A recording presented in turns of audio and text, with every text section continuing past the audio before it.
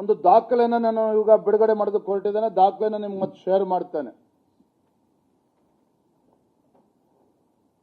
ಈ ದಾಖಲೆಯ ಮಹತ್ವ ಏನು ಅಂತ ಹೇಳಿದ್ರೆ, ಅಥವಾ ವಿಚಾರ ಏನು ಅಂತ ಹೇಳಿದ್ರೆ,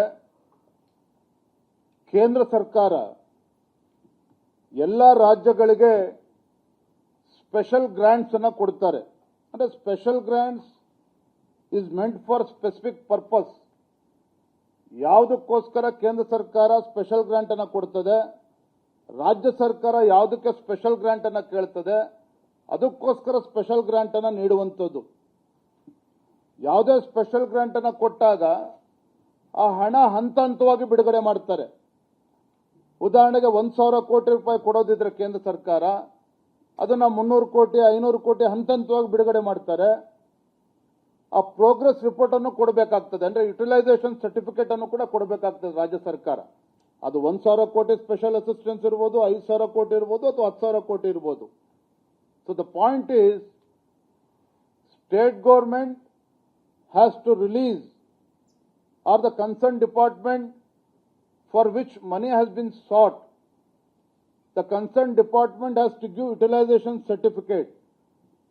Only then next installment will be released by the central government. ಇದು ಮ್ಯಾಂಡೇಟರಿ. ಇದು ಮತ್ತೊಮ್ಮೆ ಹೇಳ್ತೇನೆ, ಕೇಂದ್ರ ಸರ್ಕಾರದಿಂದ ಸ್ಪೆಷಲ್ ಗ್ರಾಂಟ್ ಏನು ಬರ್ತದೆ, ಯಾವ ಪರ್ಪಸ್ಗೆ ನೀಡಿರ್ತಾರೆ ಆ ಪರ್ಪಸ್ಗೆ ಅದು ಯುಟಿಲೈಸೇಷನ್ ಆಗಬೇಕು. ಮತ್ತೆ ಮುಂದಿನ ಕಂತು ಬರಬೇಕಾದ್ರೆ ಆ ಹಣದ ಪ್ರಾಜೆಕ್ಟ್ ಯುಟಿಲೈಸೇಷನ್ ಸರ್ಟಿಫಿಕೇಟ್ ಕೊಟ್ಟ ಮೇಲೆ ಆ ಹಣ ಮುಂದಿನ ಕಂತು ಬಿಡುಗಡೆ ಮಾಡಬೇಕಾಗಿರುವಂಥದ್ದು. ಇಲ್ಲಿ ನಮ್ಮ ರಾಜ್ಯದ ಘನ ಸರ್ಕಾರ, ಕಾಂಗ್ರೆಸ್ ಸರ್ಕಾರ ಏನ್ ಮಾಡಿದೆ ಅಂತ ಹೇಳಿದ್ರೆ, ಕೇಂದ್ರದಿಂದ ಸ್ಪೆಷಲ್ ಗ್ರಾಂಟ್ ಏನು ಬಂದಿದೆ ರಾಜ್ಯ ಸರ್ಕಾರಕ್ಕೆ ಬರ್ತದೆ, ನಮ್ಮ ಖಜಾನೆಗೆ ಬರ್ತದೆ. ಇಲ್ಲಿಂದ ಸ್ಪೆಸಿಫಿಕ್ ಆ ಡಿಪಾರ್ಟ್ಮೆಂಟ್ಗಳಿಗೆ ಮನಿ ಡೈವರ್ಟ್ ಆಗ್ತದೆ.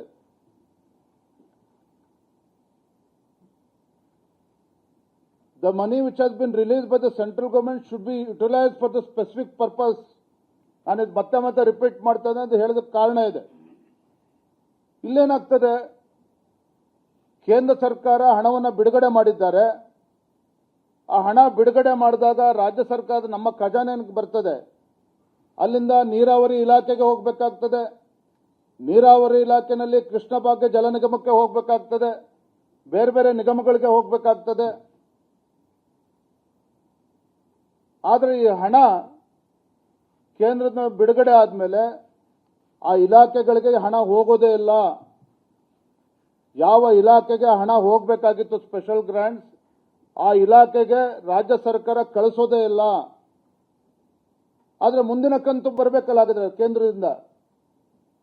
ಅದಕ್ಕೆ ಏನ್ ಮಾಡ್ತದೆ ರಾಜ್ಯ ಸರ್ಕಾರ, ಹಣಕಾಸಿನ ಇಲಾಖೆ ಒತ್ತಡವನ್ನು ಹಾಕಿ, ಮತ್ತೊಮ್ಮೆ ಹೇಳ್ತಾನೆ, ಹಣಕಾಸಿನ ಇಲಾಖೆ ಒತ್ತಡವನ್ನು ಹಾಕಿ, ಕೃಷ್ಣ ಭಾಗ್ಯ ಜಲ ನಿಗಮ ಇರಬಹುದು, ಕಾವೇರಿ ನಿಗಮ ಇರಬಹುದು, ಅವ್ರ ಮೇಲೆ ಒತ್ತಡ ಹಾಕಿ ಫೇಕ್ ಯುಟಿಲೈಸೇಷನ್ ಸರ್ಟಿಫಿಕೇಟ್ ಅನ್ನ ನೀಡಿದ್ದಾರೆ ಅನ್ನುವ ಮಾಹಿತಿ ನಮ್ಮ ಬಳಿ ಇದೆ.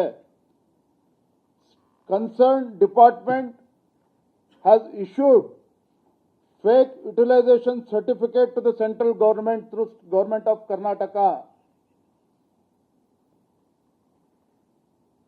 ಇದು 2-3 ಕಾರಣಕ್ಕೆ ರಾಜ್ಯ ಸರ್ಕಾರ ಎಸಗಿರ್ತಕ್ಕಂಥ ಅಪರಾಧ ಆಗ್ತದೆ. ಮೊದಲನೇದಾಗಿ, this is nothing but misuse of the central special grants by the state government. ಕೇಂದ್ರ ಸರ್ಕಾರ ಕೊಟ್ಟಿರ್ತಕ್ಕಂಥ ವಿಶೇಷ ಅನುದಾನವನ್ನ ಆ ಪ್ರಾಜೆಕ್ಟ್ಗಳಿಗೆ ಬಳಕೆ ಮಾಡದೇನೆ ರಾಜ್ಯ ಸರ್ಕಾರ ತನ್ನ ಇಚ್ಛಾನುಸಾರವಾಗಿ ಬೇರೆ ಪ್ರಾಜೆಕ್ಟ್ಗಳಿಗೆ ಡೈವರ್ಟ್ ಮಾಡಿದೆ, ಅಥವಾ ಬೇರೆ ಇಲಾಖೆಗಳಿಗೆ ಅದನ್ನ ಡೈವರ್ಟ್ ಮಾಡಿದೆ. ಅದು ರಾಜ್ಯ ಸರ್ಕಾರಕ್ಕೆ ಅದು ಅಧಿಕಾರ ಇರೋದಿಲ್ಲ. ಎರಡನೇದು, ನನಗಿರುವಂತಹ ಮಾಹಿತಿ ಪ್ರಕಾರ ರಾಜ್ಯ ಸರ್ಕಾರ ಅಥವಾ concern department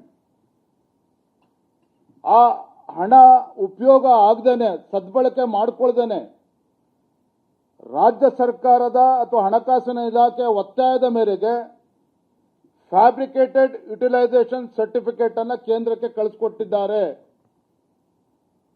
fabricated utilisation certificate ಅನ್ನು ಕಳಿಸ್ಕೊಟ್ಟಿದ್ದಾರೆ. ಮೂರನೇದು, ಇದು ಎಷ್ಟು ಮೊತ್ತ ಅಂತ ಹೇಳಿದ್ರೆ 1323 ಕೋಟಿ 96 ಲಕ್ಷ ಕೇಂದ್ರ ಸರ್ಕಾರದ ಸ್ಪೆಷಲ್ ಗ್ರಾಂಟ್ ಏನಿತ್ತು, ಆ ಡಾಕ್ಯುಮೆಂಟ್ಸ್ ಎಲ್ಲ ಶೇರ್ ಮಾಡ್ತೇನೆ ತಮಗೆ. 1323 ಕೋಟಿ 96 lakh. State government receives 1323.96 lakh crore. 1323 crores 96 lakhs. ಇದೇನು ಸರ್, ಇವತ್ತು ನಮ್ಮ ರಾಜ್ಯದ 3.5-4 ಲಕ್ಷ ಕೋಟಿ ಬಜೆಟ್ ಇದೆ, ಇದ್ಯಾವ ಲೆಕ್ಕ ಅಂತ ನಿಮ್ಗೆ ಅನ್ನಿಸ್ಬೋದು. ನಮಗೆ ಎಲ್ಲ ಒಂದ್ ಕಡೆ ಇದು ಕಾಡ್ತಾ ಇರುವಂತದ್ದು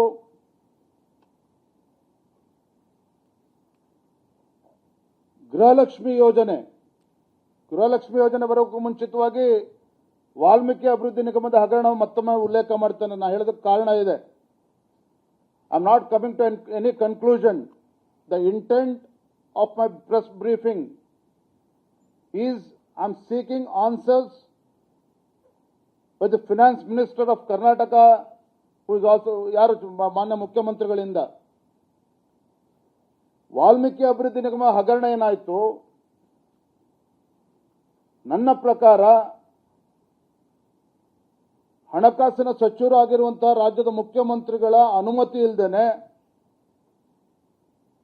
ಪಕ್ಕದ ತೆಲಂಗಾಣ ರಾಜ್ಯಕ್ಕೆ 100 ಕೋಟಿ ವರ್ಗಾವಣೆ ಆಗೋದಕ್ಕೆ ಸಾಧ್ಯನೇ ಇರಲಿಲ್ಲ.